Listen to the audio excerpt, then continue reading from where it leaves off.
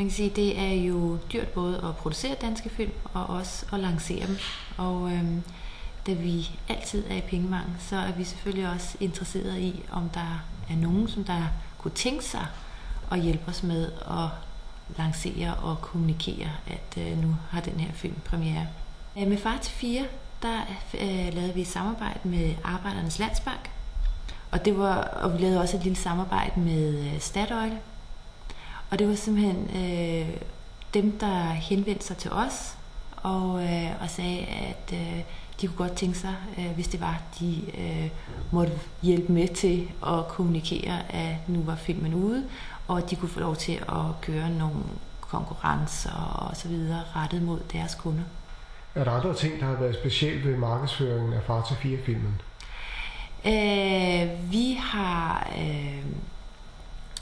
i forbindelse med, at filmen jo var oppe i efterårsferien, der planlagde vi en stor promo-pressetur, som vi kaldte det, hvor at vi simpelthen havde de 4 børn fra filmen, som der rejste rundt i hele Danmark og besøgte en masse biografer,